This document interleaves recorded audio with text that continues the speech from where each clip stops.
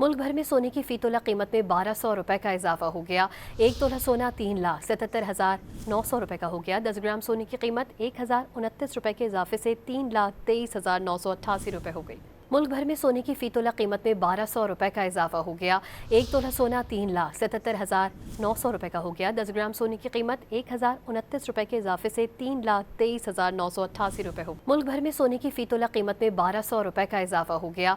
1 तोला सोना 3,77,900 रुपए का हो गया। 10 ग्राम सोने की कीमत 1029 रुपए के इजाफे से 3,23,988 रुपए हो। मुल्क भर में सोने की फी तोला कीमत में 1200 रुपए का इजाफा हो गया। 1 तोला सोना 3,77,900 रुपए का हो गया। 10 ग्राम सोने की कीमत 1029 रुपए के इजाफे से 3,23,988 रुपए हो। मुल्क भर में सोने की फी तोला कीमत में 1200 रुपए का इजाफा हो गया। 1 तोला सोना 3,77,900 रुपए का हो गया। 10 ग्राम सोने की कीमत 1029 रुपए के इजाफे से 3,23,988 रुपए हो गई।